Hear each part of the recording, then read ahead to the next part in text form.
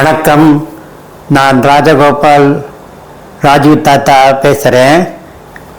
இன்னைக்கு இந்த ஜோசிய பாடத்தில் நம்ம ராசி நட்சத்திரம் பாதம் அதை பற்றி பேச போகிறோம். எது எது சுப நட்சத்திரங்கள், சுப காரியங்கள் என்னென்ன நட்சத்திரத்தில் பண்ணலாம் அப்படிங்கிறத பற்றி சொல்ல போகிறோம். சுப காரியங்கள்னால் கல்யாணம், சீமந்தம், நாம் இந்த கிரகப்பிரவேசம் பண்ணுறோம், இந்த மாதிரி சுப காரியங்கள்லாம் எந்தெந்த நட்சத்திரத்தில் பண்ணலாம் அப்படிங்கிறத நம்ம தெரிஞ்சுக்கணும். எல்லாருமே தெரிஞ்சுக்கணும். ஜோசியாவை மட்டும் தெரிஞ்சுட்டா போகிறது, நாமளும் தெரிஞ்சு வச்சுக்கணும்.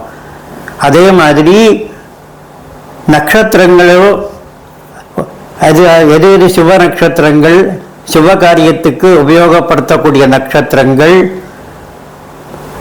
எது எது அப்படிங்கிறத பற்றி நம்ம தெரிஞ்சுக்க போகிறோம். அதை தவிர ஒரு ஸ்பீட் மேத்ஸ் ஒன்றும் விரைவு கணிதம் ஒன்றும் பார்க்க போகிறோம். ஸோ அதுக்கு முன்னாடி சின்ன ப்ரேயர் பண்ணிடலாம். ஓம் ஸ்ரீ குருப்யோ நமஹ. ஓம் ஸ்ரீ கணேசாய நமஹ. ஓம் சரஸ்வதி நமஹ. ஓம் ஹயக்ரீவாய நமஹ. ஓம் மம குலதேவதாபியோ நம. ஆஞ்சநேய சுவாமினே நமஹ. ராசி மொத்தம் 12: மேஷம், ரிஷபம், மிதுனம், கடகம், சிம்மம், கன்னி, துலாம், விருச்சிகம், தனுசு, மகரம், கும்பம், மீனம்.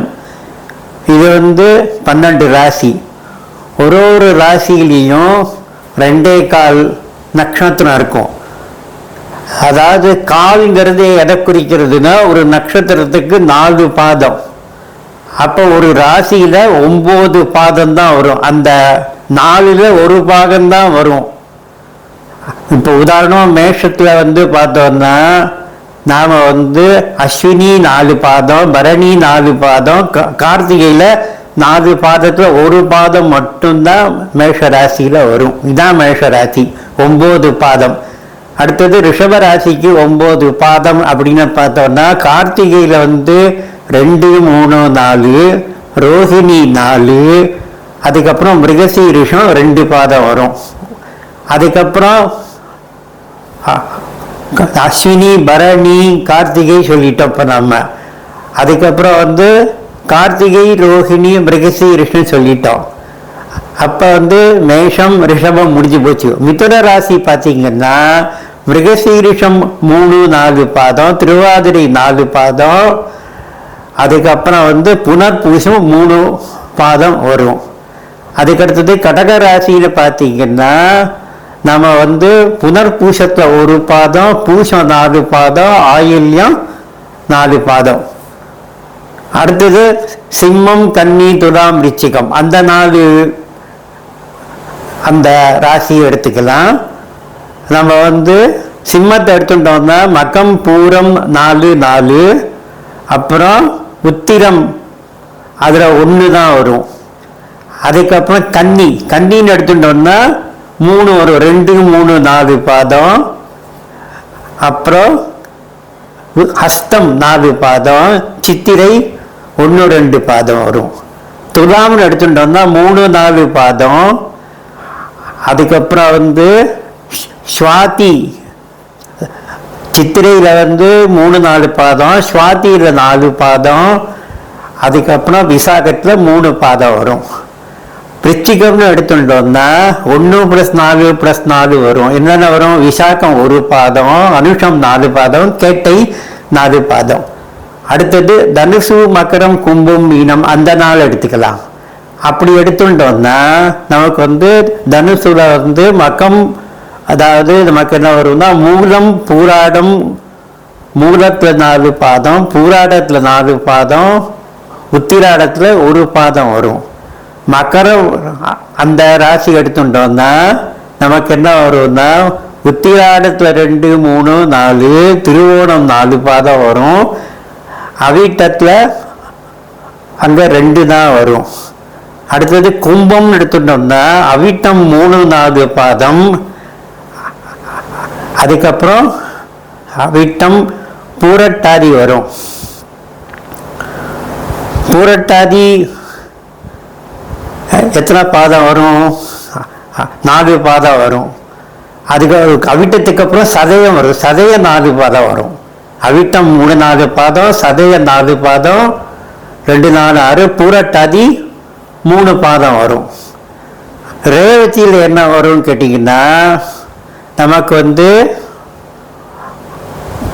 பூரட்டாதி 4ஆம் பாதம், உத்திரட்டாதி 4 பாதம், ரேவதி 4 பாதம், 1 + 4 + 4 வரும்.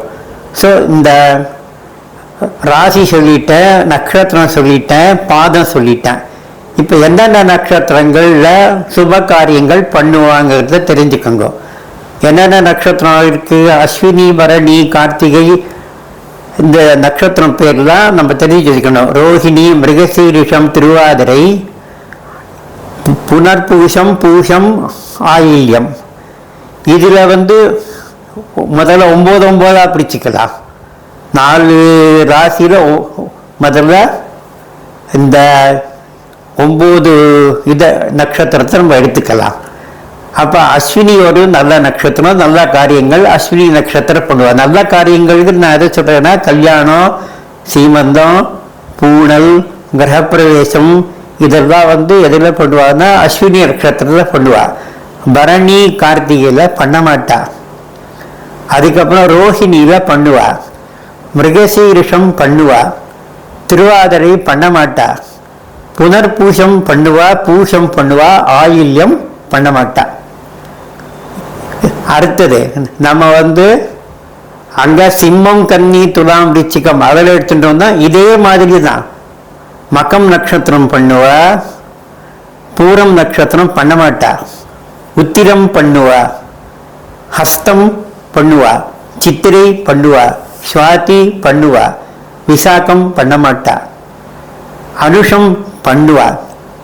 நல்ல காரியங்கள்லாம் பண்ணுவா. அதில் கேட்டை பண்ண மாட்டா. சரி, அடுத்தது தனுசு, மகரம், கும்பம், மீனத்தில் மூலம் பண்ணுவா, பூராடம் பண்ண மாட்டா, உத்திராடம் பண்ணுவா, திருவோணம் பண்ணுவா, அவிட்டம் பண்ணுவா, சதயம் பண்ணுவா, பூரட்டாதி பண்ண மாட்டா, உத்திரட்டாதி கட்டாயமா பண்ணுவா, ரேவதியும் பண்ணுவா. ஸோ இப்போ எந்தெந்த நல்ல காரியங்களுக்கெல்லாம் எந்தெந்த நட்சத்திரம் அப்படிங்கிறதையும் உங்களுக்கு நான் தெளிவாக சொல்லிட்டேன்.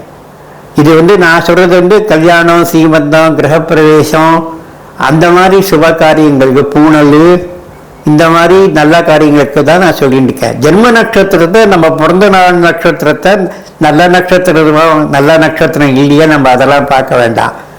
நம்ம நம்மளோட பர்த்டே கொண்டாடலாம். ஒரு மாதத்தில் 2 நட்சத்திரம் அதே நட்சத்திரம் 2 வாட்டி வருதுன்னு வச்சுக்கலாம். உதாரணமாக நான் திருவாதிரையில் பிறந்தேன்னா திருவாதிரை 2 வாட்டி வந்ததுன்னா ஒரு தமிழ் மாதத்தில் நாம் என்ன பண்ணணும்னா அந்த தமிழ் மாதத்தில் 2வது இதுதான் பண்ணணும். 2வது நட்சத்திரத்தை தான் பர்த்டே கொண்டாடணும்.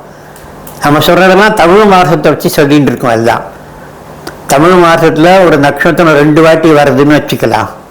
அப்போ என் பர்த்டே எப்போ கொண்டாடணும்? ஃபஸ்ட்டு வர நட்சத்திரத்துலையா இல்லை கடைசியில் வருது இன்னொரு தரம் வருது அப்போ பண்ணவான்னு கேட்டால் நம்ம 2வது இதில் தான் பர்த்டே எல்லாம் கொண்டாடணும். ஷஷ்டியுத்த பூர்த்தி, அந்த சதாபிஷேகம், அதெல்லாம் கனகாபிஷேகம், அதெல்லாம் நம்ம பர்த்டேலாம் நம்ம நட்சத்திரத்தில் கொண்டாடிட்டுலாம். மற்றதுக்கெல்லாம் நல்ல காரியங்களுக்கெல்லாம் நான் சொன்ன மாதிரி இந்த லிஸ்ட் ஒன்று முன்னாடி உங்களுக்கு நான் சொன்னேனே அதுபடி தான் பண்ணணும். மற்ற நட்சத்திரத்தெல்லாம் பண்ணக்கூடாது. நம்மளோட ராசிக்கு 8வது ராசியில் சந்திரன் இருந்ததுன்னா பண்ணக்கூடாது. நம்ம ராசி இப்போ உதாரணமாக என்னோட மிதுன ராசின்னு வச்சுக்கலாம். அப்போ நமக்கு என்ன வரும்னா மகரம் 8வது ராசி வரும். அன்னைக்கு ஒரு வேளை மக்கரமாக இருந்துட்டுன்னா அன்னைக்கு நான் பண்ணக்கூடாது.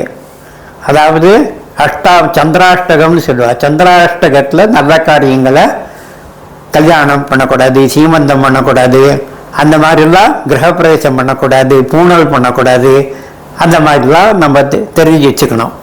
ஸோ அதனால் இன்றைக்கி நாம் என்ன பார்த்தோன்னா ராசியை பார்த்துட்டோம், நட்சத்திரம் பார்த்துட்டோம், பாதங்கள் பார்த்துட்டோம், என்னென்ன சுப நட்சத்திரங்கள்னு பார்த்துட்டோம். இப்போ மற்றதெல்லாம் அசுப நட்சத்திரமானு கேட்கக்கூடாது. எல்லா நட்சத்திரமும் சுப நட்சத்திரங்கள்ல இருந்தால் கூட சுப காரியங்களுக்கு உண்டான நட்சத்திரங்கள் என்னென்னங்கிறத உங்களுக்கு நான் லிஸ்ட்டு சொல்லிட்டேன். நல்ல காரியங்கள் என்னென்ன நட்சத்திரத்தை பண்ணக்கூடாதுங்கிறதையும் உங்களுக்கு நான் சொல்லிட்டேன். ஸோ இதோட இந்த ஃபஸ்ட்டு போர்ஷன் முடியறது.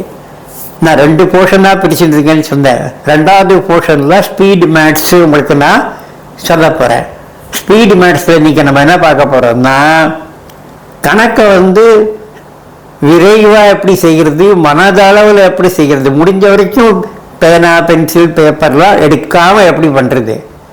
ஏன்னா அதெல்லாம் எடுக்கிறதுக்கே டைம் ஆகும். அது கூட கணக்கே நம்ம போட்டு முடிச்சிடலாம். நீ பேனா எடுத்து பேப்பர் எடுத்து எழுதி பண்ணி அதெல்லாம் பண்ணுறதுக்குள்ளேயுமே நாம் இந்த கணக்கை மனசால் செஞ்சு முடிச்சிடலாம். இப்போ நான் ஒரு எளிமையான ஒரு பெருக்கல் சொல்லித்தரேன். அதாவது 50லேருந்து 59க்கு தான் இது பொருந்தும். வேற நம்பர்லாம் தயவு செய்து எடுக்காதீங்க. 40, 49, 60, 69 அதுக்குள்ளே உள்ள நம்பர்லாம் எடுக்காதீங்க. வெறும் 50 to 59 நம்பர் எடுத்துக்குங்க. இப்போ அதை ஏதாவது ஒரு நம்பர் எடுத்துக்கலாம். நான் இப்போ நம்பர் 53ங்கிற நம்பரை நான் எடுத்திருக்கேன். இந்த 53 நான் 53ஆல் பெருக்க போகிறேன். நம்ம சாதாரண என்ன பண்ணுவோம், 53ல் உள்ள 3 முதல்ல பெருக்குவோம், அப்புறம் 5 பெருக்குவோம். அந்த மாதிரி பெருக்கிட்டு அப்புறம் நம்ம விடை தெரிஞ்சுப்போம். இதை எளிமையாக எப்படி போடலாம் அப்படிங்கிறத உங்களுக்கு நான் இப்போ எளிமையாக சொல்லித்தரேன். அதாவது 53 × 53 கணக்கு இந்த பக்கம் கொடுத்த உடனே அந்த பக்கம் ஆன்சரை நம்ம சொல்லிடணும். இப்போ உதாரணமாக முதல்ல 3 பெருக்கிடலாம். 3 × 3 0 9 ஒரு 9 சொல்லாதீங்க. 3 × 3 என்னன்னு கேட்டால் 0 9. சரி, அடுத்தது என்ன பண்ணணும்னா 5 × 5 பெருக்கலாம். 25. அந்த 25ஓட இந்த 53ல் உள்ள 3ஐயும் கூட்டிக்கலாம். 55 + 25 + 3 5 × 5 25 போட்டோமே. 25 + 3 28. ஸோ நம்ம ஆன்சர் என்ன, 28 0 9 2 8 0 9. ஆன்சர் வந்துருத்தா? இன்னொரு எக்ஸாம்பிள் பார்க்கலாம். இப்போ நம்ம என்ன எக்ஸாம்பிள் பார்க்க போகிறோம் அப்படின்னு கேட்டீங்கன்னா 54 × 54 அந்த நம்பராக தான் பெருக்கணும். இப்போ உதாரணம் 4 × 4 16. சரி, 5 × 5 25. அந்த 25ஓட இந்த 54ல் உள்ள 4ஐயும் கூட்டினோம். 5 × 5 25 போட்டுட்டு 54ல் உள்ள அந்த 4ஐயும் இந்த 25ஓட கூட்டினோம். அப்போ என்ன ஆகிடும், 25 4 29. ஸோ நம்ம ஆன்சர் 29 16. அதாவது 2916. இதான் நம்மளுடைய விடை. 50 to 59க்குள்ள உள்ள நம்பரை எப்படி ஸ்கொயர் பண்ணுறது அப்படிங்கிறத எளிமையாக பார்த்துட்டோம். அடுத்த வீடியோவில் நம்ம வேறு விஷயங்களை பார்க்கலாம். நன்றி, வணக்கம்.